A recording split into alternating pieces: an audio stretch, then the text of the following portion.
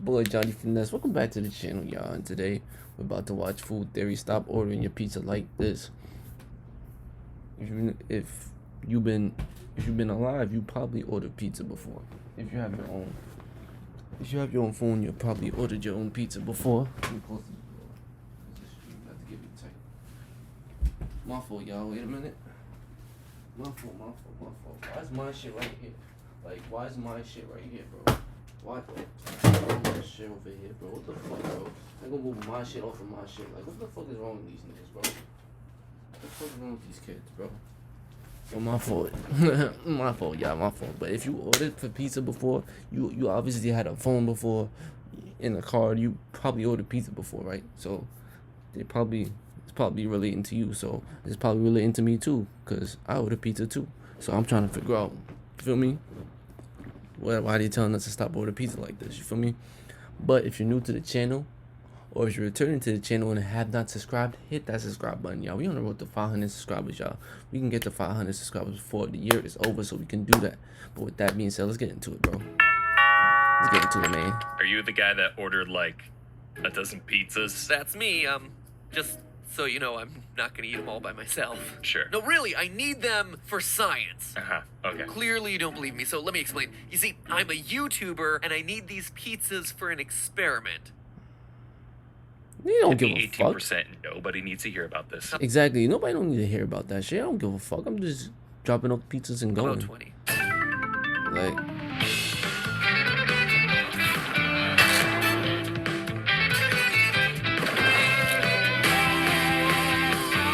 I like this intro. This intro is cool as fuck.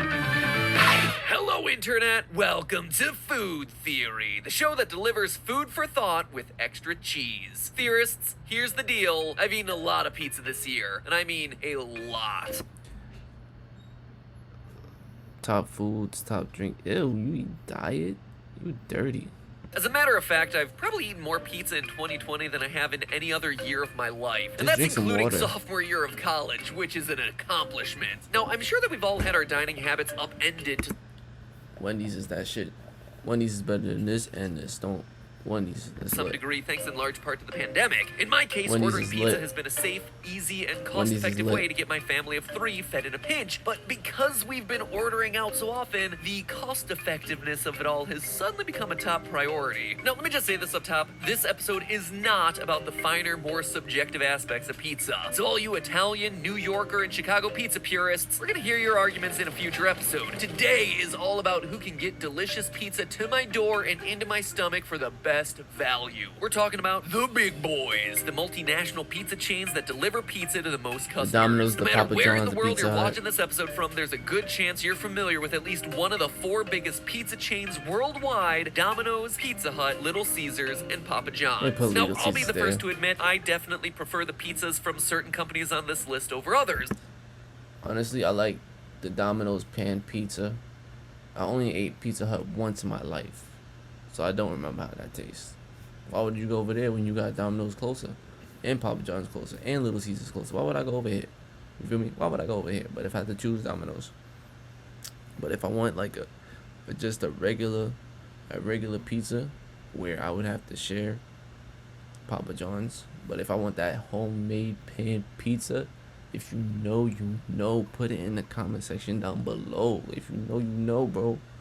That shit fire. But at the same time, I'm not here to argue against the world's palate. These 4 companies have all managed to strike a chord with customers the world over. So today, Food Theory is focusing on a more measurable and objective metric: value. That's right, we're gonna figure out who delivers the pizza that's objectively the best for your buck. We've done it with fast food fries, we've done it with fast food soft drinks, and today, Food Theory is doing it with pizza chains. So kick back and enjoy yourself a slice, theorists. Today we're gonna show you, the consumer, which pie takes the cake. Now, as far as I'm concerned, there are a few major categories that need to be addressed. The first is how much pizza I'm getting for my dollar. I want to know how many grams of pizza my dollar is buying. The way I see it, if I'm gonna drop my hard-earned money on a pizza, it better fill me up. Look, if I wanted to eat food that's actually just air, I'd go buy some cotton candy. But if I want to feel like there's a giant stone rolling around in my gut, and I do, that means it's pizza time, baby. I also want to focus on toppings. We definitely got to judge these pizza chains based on their toppings. Are they generous with the amounts, or are they overcharging relative to other restaurants? It's important that we compare like-sized pizzas, and it just so happens that all 4 of our pizza chain restaurants offer a 14-inch option. So to keep things fair, we only ordered 14-inch pizzas across the board. We also stuck with each restaurant's standard pizza crust. That is to say, no deep dishes, no thin crusts, no fancy stuff. In the case of Domino's and Pizza Hut, that was their 14-inch large hand-tossed. For Little Caesars, it was the 14-inch round pizza, and at Papa John's, we went for the 14-inch large original crust. We assigned this experiment to food theory field researcher Amy, who you might remember as the Tootsie Pop champion and our Chuck E. Cheese dance rebel. Amy ordered the same 3 pies from each restaurant: 1 cheese pizza, 1 pepperoni pizza, and 1 pizza with extra peppers we gotta go from back. each We gotta go restaurant. back.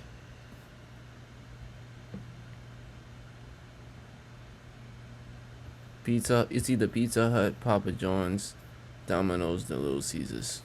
Cheese pizza, 1 pepperoni.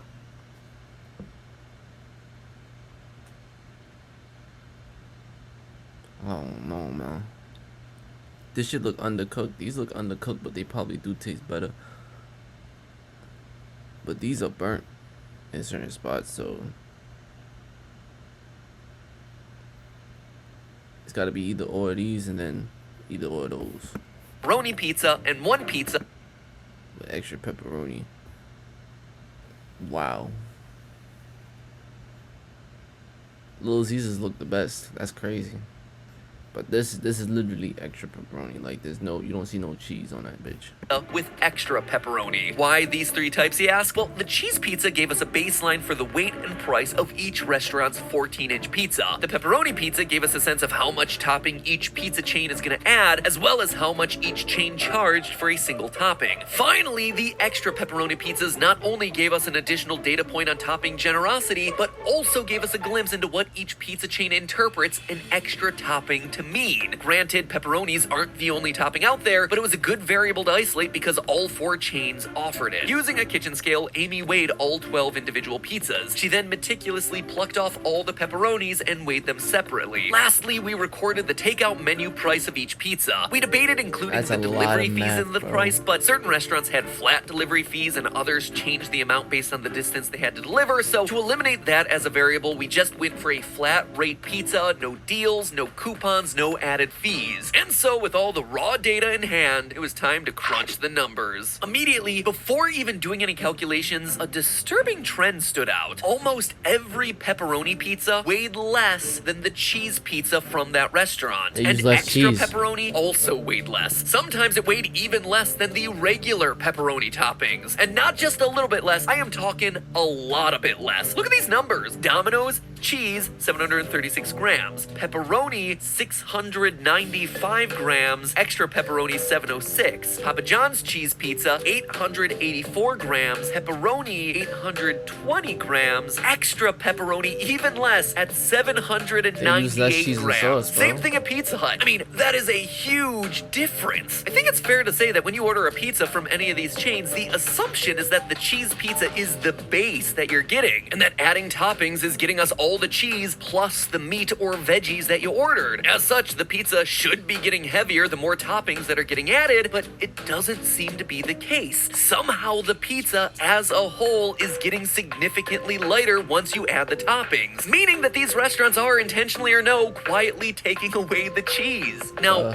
maybe this is a cost-saving measure on the part of the restaurant, but honestly, I think it actually comes down to the employees. My best guess for why this might be is that if you get a cheese pizza, there's nowhere to hide. The employee feels pressured to make sure that the whole pie is covered with topping, so you're getting a few extra handfuls of cheese sprinkled on, whereas toppings actually cover a lot of sins and holes of marinara sauce peeking out. That would explain makes a lot of why sense. at 50% of the restaurants, lot the of sense. extra pepperoni pizzas ended up being the lightest of the 3, which is, the complete opposite of what I would have expected. But Anyway, that was a anybody would expect huge it. revelation, and if you happen to have any theories of your own, or you've worked at a pizza restaurant and know what's actually going on here, leave a comment down below. I'd actually love your thoughts as to what's truly going on here. You'll also notice that there was one chain that didn't have this issue, and it was Little Caesars. Theirs was the only pepperoni pizza of all the ones that we tested that actually outweighed the cheese. So lesson number 1 coming out of this episode, when you order a pizza with toppings, you're not getting a cheese pizza plus whatever's on top. As you add toppings, your cheese amount is decreasing accordingly. Next, I was curious to know which pizzas weighed the most per unit cost. By dividing the weight of all 3 pizzas by the cost of all 3 pizzas, we were able to determine the grams of pizza per dollar for each restaurant. In this category, Good Guy Little Caesars was yet again the runaway winner, averaging a whopping 106 grams of pizza per dollar spent. No other restaurant was even close. Second place was Papa John's at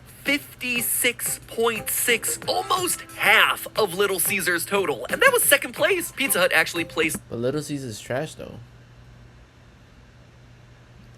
Like, let's not lie about it. Little Caesars trash.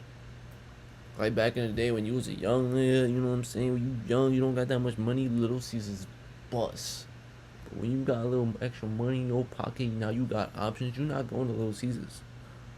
You're not going to Little Caesars. Unless you're buying food for the kids, you're gonna go to Little Caesars. But for yourself, come on now.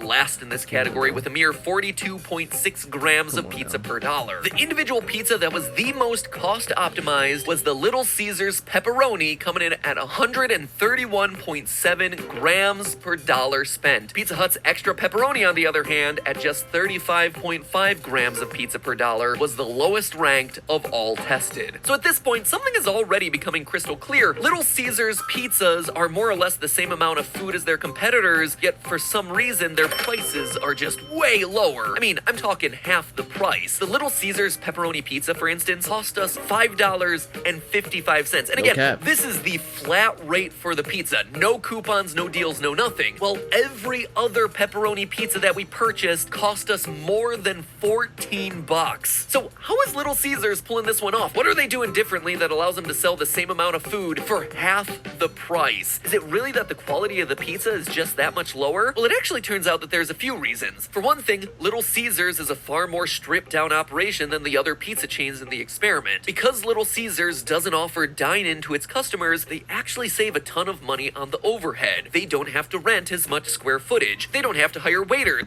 No cap, they don't gotta do none of that shit. They shit is mad small. That shit is just a fucking, whatchamacallit. They don't have to have on hand a bunch of dishes and silverware and sinks to wash it all. All of that factors into the cost. They also do the absolute minimum when it comes to delivery. For the past no cap, they don't do. Past 20 years, they haven't had delivery as an option.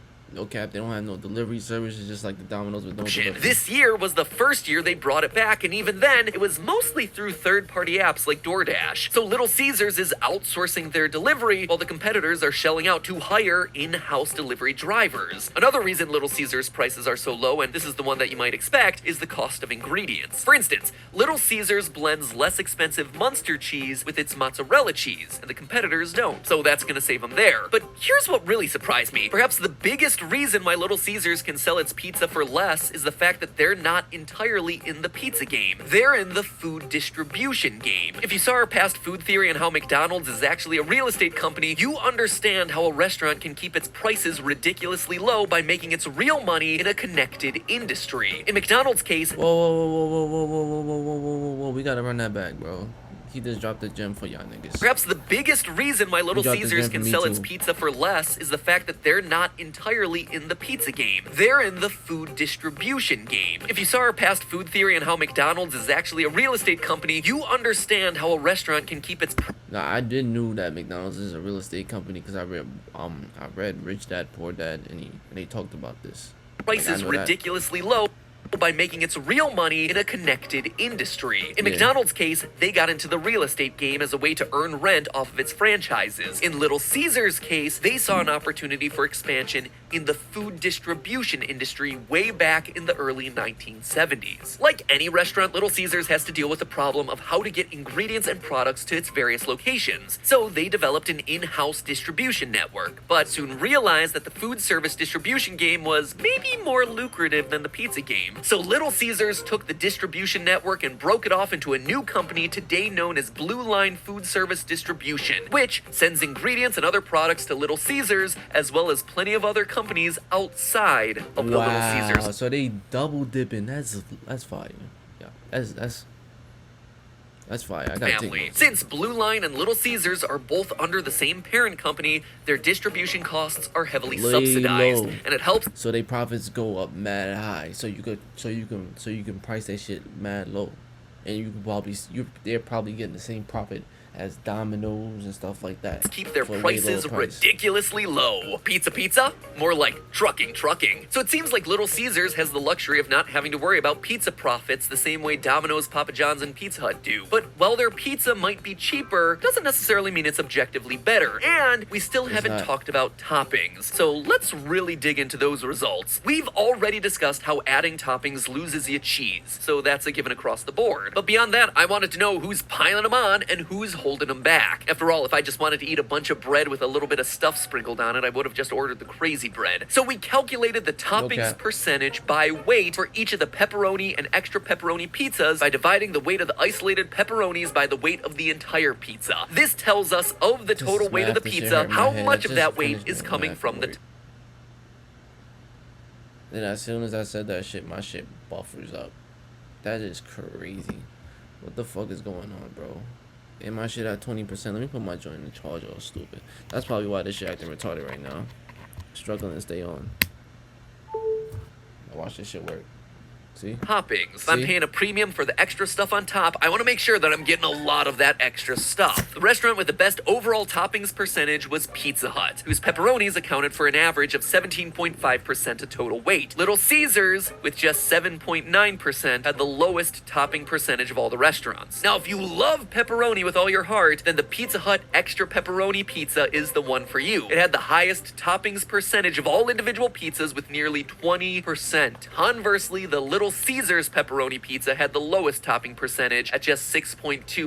Toppings, it would seem, is another place that Little Caesars is cutting its costs. But you can't really hate them for it because, well, they're not charging you for that. To understand why, let's look at our final category, grams of topping per dollar. Here, we took the weight of the isolated pepperonis and divided it by the additional cost that the customer pays in order to upgrade. This gives us an idea of which restaurants are overcharging for the toppings. And looking at the chart, it certainly isn't Domino's who had the most grams of topping per dollar with 42.2. Papa John's was the worst value in this category with just 29.9 grams of topping per dollar. But what I really want to talk about here is Little Caesars yet again, whose grams of topping per dollar broke mathematics. Little Caesars is charging the same amount for their cheese pizza as they do their pepperoni pizza. That means that they're adding pepperonis for $0. That's right, they are giving the pepperonis away for free. And you can't divide by 0, folks, which makes their rating in this category defy all mathematics. Honestly, it's pretty obvious that Little Caesars toppings are fewer and of a lower quality than the other 3 restaurants. Little Caesars' pepperonis are thinner, they're brittle, they don't have that oily texture that you'd expect from a pepperoni. Like I said before, they're definitely skimping on the number that appears on the pizza itself, but there's no denying that when it comes to pure dollars and cents, if you want something that is technically a pepperoni pizza, well,